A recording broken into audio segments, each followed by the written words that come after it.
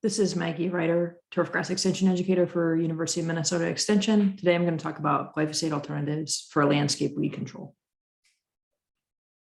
So I've conducted quite a bit of research and outreach on this topic about glyphosate alternatives and organic herbicides. And it's been driven by a need of cities, counties, school districts that are banning glyphosate, as well as other herbicides or weed killers. In Minnesota, Minneapolis Parks has stopped using glyphosate in public parks. This applies more to hardscapes or ornamental areas rather than turf grass lawns, because most of the approaches to weed control with glyphosate alternatives are non-selective in that they kill everything. Within turf grass, it's even more difficult to control weeds organically or naturally because there's very few selective products.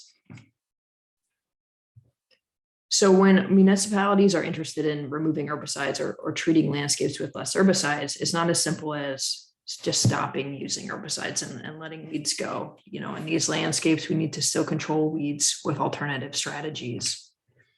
Here's, I think, a comprehensive view of weed control tactics outside glyphosate and conventional herbicides. Of course, in many cases, if just glyphosate is banned, it's easier to fall back on other herbicides like glyphosate or some of the broadleaf mixes, maybe fluazafop for grasses, and of course pre-emergent products. But this grid here are options that don't include any conventional herbicides. So I'm going to highlight a few of these due to time, and I'll spend the most time on the last one, they're organic herbicides. So first, sanitation. In our landscapes, soils have a weed seed bank. This is weed seed that's in the soil that's accumulated from the previous seasons. Weed seeds can survive for years in the soil. Weeds excel at making a lot of seed, and many of our problematic weeds invade new sites as seed. And an IPM approach is important to consider the weed seed banks and try to reduce the populations there. So that would be this idea of sanitation, preventing seeds from coming in with new soil or sod, preventing weeds from going to seed and adding new seed to the soil. This picture here is an image of nutsedge, right? It doesn't spread by seed as much as nutlets that are like small bulbs. But one thing I don't think we do enough is leverage this idea of pre-irrigation or pre-plant irrigation. This would be useful anytime you have a renovation or construction where you have bare soil that you're going to be planting into. So pre-plant irrigation is watering the area in the days or weeks before planting. The idea is you prep your soil, then you irrigate your bare, dry soil. And this is going to cause a flush of weeds to germinate over 1 to 3 weeks. Then you go back in and kill those small weeds that just germinated with tillage or flaming or organic herbicides. And then you go and plant your ornamentals or your turf grass seed. It's more effective than you may think. So this picture here is showing a vegetable field actually with some leafy greens, but you can see on the picture on the left side, there was no pre-plant irrigation and control of weeds. And so the weed pressure is a lot higher than the two pictures on the right side. Those horizontal rows there, that's the desirable, I think this is a lettuce field. But you can see when we do this pre-plant irrigation 1 week or 2 weeks, you can knock down a lot of those weeds, and it makes it a lot easier to grow in your new landscape. It just takes added time. The next one here is this idea of grazing, right? A truly traditional weed control practice, and mowing is a modern way of replicating that. This is a picture from California, where I was previously working, and they use a lot of carefully timed grazing. It can be done once or twice a year to control vegetation. And this is a parks district in the Bay Area, and they're using goats here to prevent biomass from accumulating because of fire risks. We get we get more rainfall in the Midwest, so we might have to do this more frequently or in combination with some of our other glyphosate alternatives. Here's a picture of goats in use on a golf course, right? The caption there says 500 goats getting started on our barrancas. They'll be on the property for 6 days. So the goats are really good at hard to reach places. And I've spoken to some golf course superintendents about this in Minnesota. There are certainly a lot of logistical challenges with using sheep and goats. But if you're interested in this, there are services that do grazing. And again, I don't know the scene in Minnesota as well as I do in California. But if you want to think about this, here are some resources. So this first one is a helpful blog post from a rancher, and it's called Thinking About Hiring a Targeted Grazing Contractor. Here are a few things you need to know. And it lays out a few considerations and things that you need to figure out. And then here's a local website. This is Sustainable Farming Association of Minnesota. And on this website, here there are articles and resources, and it mentions some local goat grazing contractors and some local groups or sort of case studies that have done this in Minnesota. Let's move on to flaming. So the flaming and the steaming and the solarization would be the idea of using lethal heat to control weeds. Here's a picture of a propane fueled flamer. This is at Britt's Pub in Minneapolis, where they use this to control weeds in the sidewalk and along the lawn Bowling Green. And the idea is you pass a flame over the weeds and it kills plants. It's a lot easier to do in hardscape like sidewalks or dirt areas, again, rather than if there's a lot of other desirable vegetation around. You have to be careful. So remember that when plant cells contain a lot of water. So when you pass the flame over the top of the plant, thus the water in the plant cells heats up very quickly, and it gets so hot that it sort of melts or denatures those cells, kind of like boiling water. So what I want to be clear about is you're not lighting things on fire. You're not burning the plants. You're just passing this flame over the top of the leaves, and it heats up, and the leaves get this sort of glossy appearance, and then the plant will die. And here's another example from a practitioner. A person started edging bunkers on a golf course with propane garden torch. Gives it a nice brown edge, and it takes out weeds, no chemicals, no tracking. And they use this for weeds in the flagstone or hardscapes as well.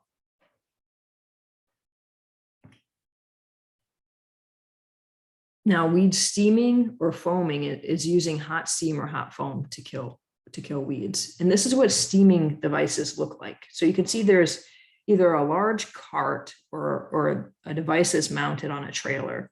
There's a water tank there, and then an engine that pressurizes and heats up the water into steam.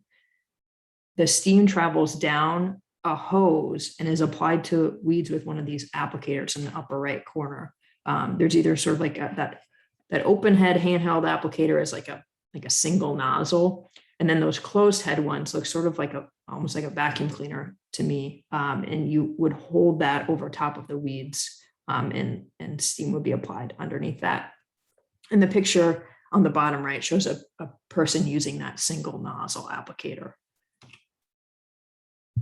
Here's another picture of a person using this to control weeds along a curb. So two things here. One is you can see there's a long hose that's connected to that main contraption. This idea of a sort of tether, it kind of limits movement or makes it cumbersome. So people that do this will often have two staff people working together to operate it. But then the other thing I want to say is there's no problem doing this work to control weeds, around a playground while people are actively using it. In contrast to applying herbicides, that's a lot better done when people are not around. I want to show a video. I don't know if you'll be able to hear audio, but this video is showing somebody using this weed steamer with that closed head applicator.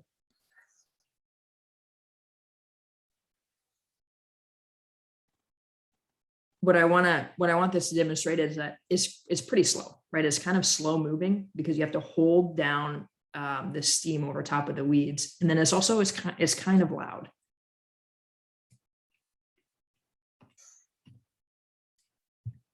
These are some pictures of work conducted by my former colleague, Cheryl Willen in Southern California. So this is using this weed steamer around this paved picnic table area. So on the picture on the left is, before or right at application time in late July.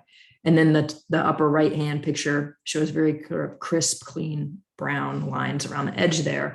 That would be right after the application was finished. And then in the bottom right-hand corner, a month and a few days after this treatment, weeds will start to grow back. So you would have to come back and do another application. This is the foaming device, and it works a little bit differently. It's hot foam that is coming out of the end of the applicator, and then this hot foam surrounds the weeds, and it kills the weeds that way.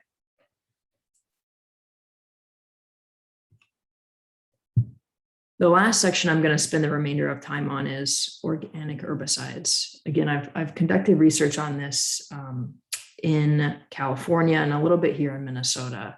And I think that people are very interested in this because there are sort of less barriers to adoption.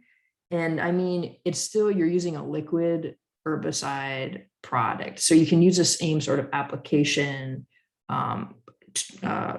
tools, the same people kind of have an idea of how herbicide gets applied to plants. Whereas some of these other things across this grid, some of these other approaches maybe take specialized training or specialized equipment in order to use them properly. And again, most of the organic herbicides, some of them are OMRI or organically approved, but there's a lot of sort of what I just call natural herbicide products out there that are sometimes marketed or branded as organic, but in landscape settings, we don't have quite as strict of certification, I guess, around this as production agriculture areas. So you see, I see both used sort of interchangeably, organic or natural or biologically based herbicides, that kind of thing. How do organic herbicides work? Most of them are contact herbicides. So that means that good spray coverage is essential. They work better on clear, sunny days and when it's hotter, 80 degrees and above. In some cases, organic surfactants or adjuvants can improve weed control, but it's variable and there's not a lot of information on this, whether it be from the manufacturers or on the product labels or from research or practitioners. Repeat applications are needed for large weeds in really weedy areas. To get these organic to optimize the use of these organic herbicides, we need to understand weed biology and what species of weeds that you have. And again, this is kind of a core component of IPM. Weeds are not just broadleaves and crabgrass and nutsedge. You need to know really what species of weeds that you have and how that weed grows. Because this picture shows the difference in growing points of a grassy weed versus a broadleaf weed. So you can see on the left side is a grassy weed, maybe something like crabgrass or quackgrass. And the growing point of this plant is the crown. And that's right at the base of the plant or the surface of the soil. And that's where new leaves are coming out. And this is why turf grasses and grassy weeds are adapted to mowing or constant defoliation, is because you can clip off the leaf tip, but it will keep sending out new leaves from the base of the plant. Whereas on the right side, that's an example of a broadleaf weed, maybe like lamb's quarters or pigweed, where the growing points are up higher on the plant, again, and not at the base of the stem necessarily. So if you are able to mow that off or grazing or apply a contact herbicide that kills that growing point, you can kill the whole weed. And because these organic and natural herbicides are contact herbicides, you need to make contact with the growing point of the weeds. And here's some pictures that kind of show this in practice on the left side. So this is after an organic herbicide application to these weeds. So on the left side, there's a clover. You can see that after one application, it kind of burns off the top layer of leaves there, but more are coming, more new leaves are coming out from beneath that. And then on the right side is a grassy weed, and you can see that it looks like the initial application completely killed some of these leaves all the way down to the soil surface. but there are new leaves sprouting out of the crown of the plant, and they're just coming right back. So reapplication of a product would be needed to get these again. As far as the research on organic herbicides, there aren't any glyphosate alternatives that will do the exact same thing that glyphosate will, but there are alternatives to glyphosate. A few researchers are looking into turf and ornamental alternatives at this time. And, as academics, we really want to be doing research that informs policy. But in this case, research is catching up to changes in policy. Like I said, these municipal bans or school districts that are banning the use of herbicides. At this point, we're trying to provide some data to the decision-making and help practitioners choose alternative approaches. And again, this idea of it's important to understand the weeds, how they grow, how the herbicides, and how they work. This is a picture of on one of the research trials that I had done in California. So what you're looking at here is you can see that there's plots on a turf grass lawn. Plots are like 5 feet by 5 feet.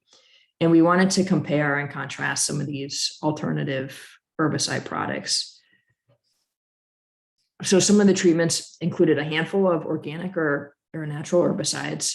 And then we included glyphosate and fusilade or fluazafop as sort of the industry standards for grass control.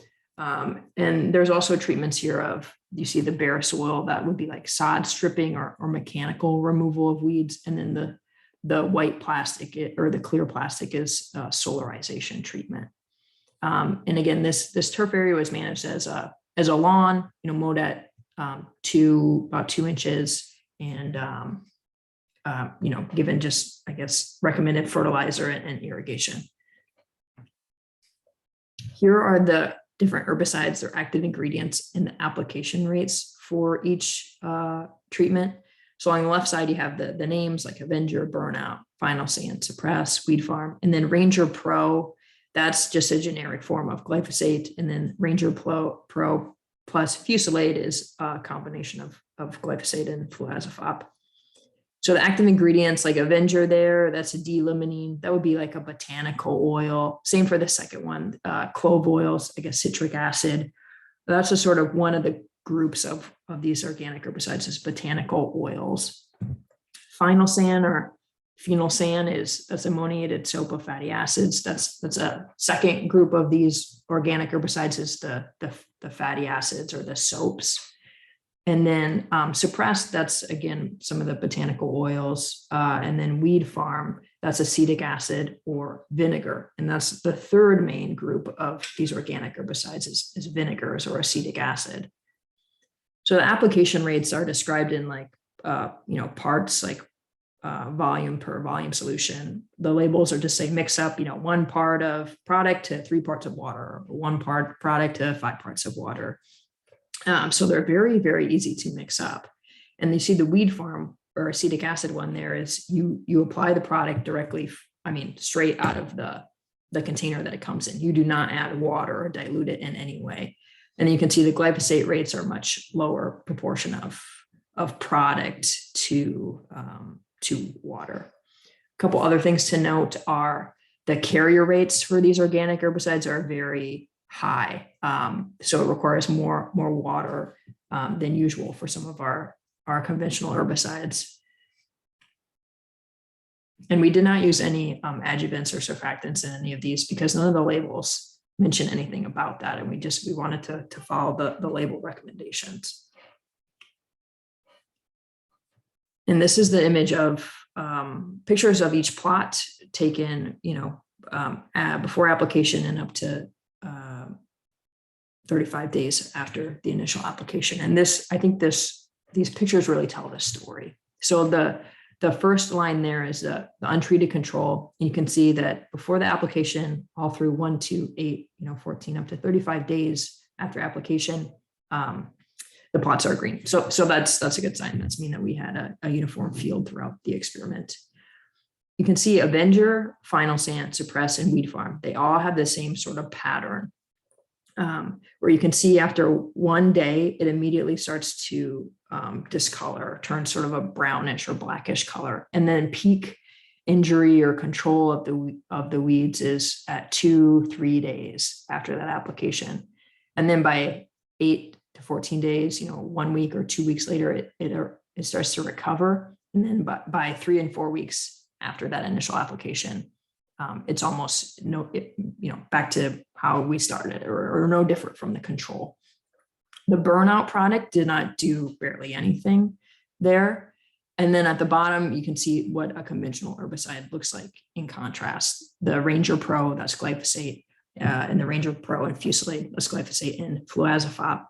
So they are systemic herbicides. They don't work right away, but you can see the peak control is taking place maybe 2-3 weeks after that first application, and it holds down control for much longer. Although still, 4 or 5 weeks after the initial application, you can see some green returning, and it is starting to recover.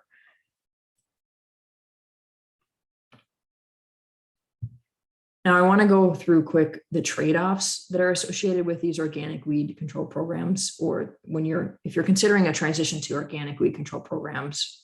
These are the things that you need to be really thoughtful about and be able to communicate about to your administrators or stakeholders. The biggest obstacle is cost. So this is a table of cost per 1,000 square feet, or cost per area of some different organic herbicide products. So you can see the products along the left side there, signal word, I'll come back to that. We have all their active ingredients, the cost per unit, and that varies. So there's 1 gallon to 2.5 gallon containers. And then the right column is the most important here of what's the cost per 1,000 square feet of application.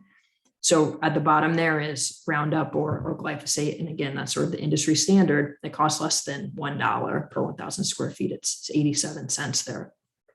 But some of these alternative herbicide products, they're quite expensive, right? We got $7-8 per 1,000 square feet, all the way up to 18.